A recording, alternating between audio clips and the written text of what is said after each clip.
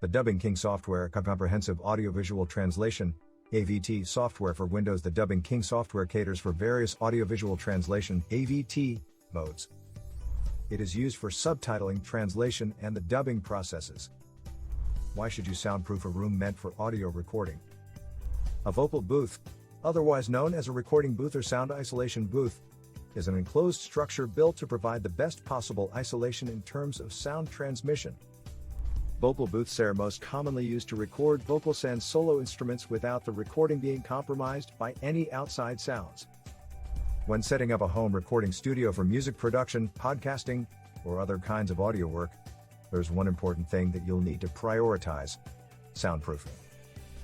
You can get the most expensive recording gear in the market, and your audience would still be able to tell if you recorded in an environment that's not conducive for working with sound. To get the most out of your equipment and produce only professional quality audio, you'll need to keep outside sounds from being heard and recorded. Fortunately, good sound blocking also means you can keep your noise in and avoid disturbing your neighbors. How do you soundproof a room for audio recording? 1. Adding mass. The most basic method for soundproofing is to increase the amount of material within the boundaries of the room. What this does is it makes your walls thicker and denser, so it can't easily be vibrated by sound wave energy. When sound hits a dense barrier, it will either be reflected, be absorbed into the mass, or both. This effectively keeps noise from getting in and out of the room. 2. Build a thicker wall. Couple of ways that you can add mass to your room surfaces. If you're building a wall from scratch, choose a thicker drywall, around 1.6 centimeters, that can absorb more sound. You can also add a sound isolation barrier or sheet block on the inside of the drywall to add an extra layer. However, if you're simply improving on an existing wall, you can try either of these techniques. Use the sheet block on the outside of the wall and cover it with another thinner layer of drywall to camouflage it. Build a simple wall frame, attach it to the wall surface, anchor it to existing studs, cover it with another layer of drywall, and repaint it. 3. Apply wall padding. Even after creating a denser wall, you can improve the soundproofing by installing absorbent panels or foam mats that soften noise within the room while also absorbing noise from the outside. Popular options include 12x12 acoustic wedge style wall panels that absorb both high and low frequencies pretty well. These foam panels are designed to provide a controlled response to sound, which ensures that you don't end up with an acoustically deadened environment. They also normally come with adhesive peels for easy and convenient application on walls and ceilings. However, for best results, invest in panels that have a fiberglass core, as these have high sound absorption ratings, are highly durable, and normally very easy to clean. 4. Damping noise and vibrations. Even with denser surfaces, you may not be able to completely dissipate vibrations, especially in the bass region. These vibrations often travel along the wooden frame around the room, along the drywalls, and up your mic stands, which can result in disturbances in your recordings even with the best microphones in use. Damping helps dissipate and slow down these vibrations, in the same way that touching or applying light pressure to a vibrating object will lessen the vibration or stop it altogether. What you need to do is add some material that can absorb the vibrations inside the room and convert the kinetic energy into heat. 5. Use acoustical glue, also known as acoustical caulk glue. This specially designed elastic sealant can be applied when building your wall frames and installing drywalls. It is known to be the most effective tool for damping noise in a room. As long as you use enough of it, it will hold materials together while absorbing bass vibrations. You can also use normal caulk to fill those small cracks, gaps, and seams in and around the walls and windows to maximize your soundproofing. Some caulks are water-based or can be painted over, so they're easier to clean and cover up in case they don't match the color of your walls.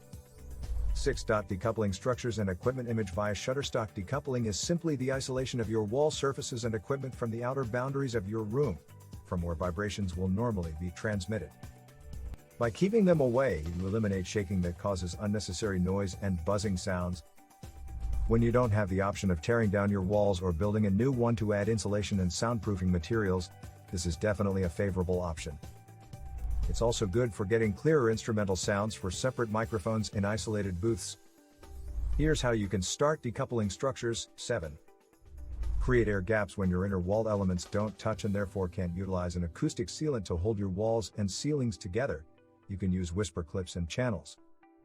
The benefit of using these is that it isolates your structural layers, thus creating air gaps that keep outside bass vibrations from traveling directly from the frame to the drywall and into your room, and vice versa.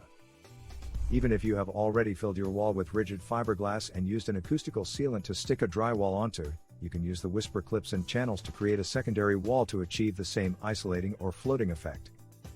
This technique doubles the absorption of sounds and vibrations, making it the ideal soundproofing method for professional recording studios. 8. Float the floor. If there's a room below you, you may need to apply the same doubling concept for your floors. But instead of adding a drywall and damping glue, add a drywall layer to create an air gap in between layers. Many also choose to install thick soundproofing mats on the entire floor area to float it. 9. Use isolation pads. Remember those awesome studio monitors that you got for your recording space? They can easily produce vibrations that you don't want transmitted across surfaces. Consider getting isolation foam pads or a thick rug that you can place under each of your speakers. You can also get isolation pads for your drum set and other sound equipment that normally produce vibrations. 10. Filling air gaps. After creating a room within a room that drastically reduces and blocks out external noise, you'll need to go back and check for air gaps that may undermine your soundproofing. You may have missed a couple of areas like wooden windows, pipes, air conditioning vents, and door frames, through which significant amounts of noise can seep in and out. All you have to do is close them up to keep studio noise in and outside noise out. 11. Seal gaps with foam gaskets. Once you've spotted those gaps, fill them with appropriately sized foam gaskets. There are many affordable foam fillers that do the job well, but you can choose to stuff it with additional insulation before closing them up with the foam for extra vibration absorbency. 12. Install a door sweep. Finally, close the gap between the floor and your door. You can use a long horizontal pillow that can easily be slid right underneath your door, or install a more professional looking door sweep that automatically fills the gap with rubber. Whatever kind of thick door insert can work, but you'll definitely want one that's dense enough to really block out noise. Besides these 4 common and economical noise control materials, barrier, RC channel / sound clips, foam mats, green glue, insulation, vibration pads, panels, soundproofing doors and windows, etc., are also used to block the unwanted noise and sound. Wood conduct sound because is easy to move, but it also absorbs like a sponge, blocking some sound. The best thing to absorb sound is a soft surface with sufficient surface to distribute the sound.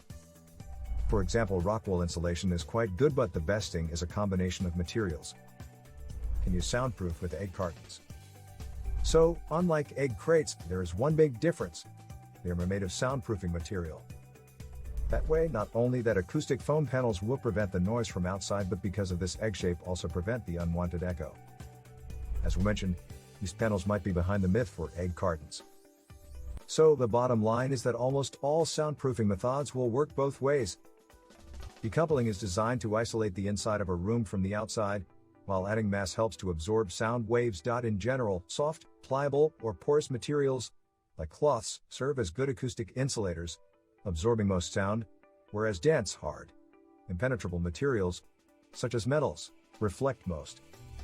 Written by Everline Moragua Chira.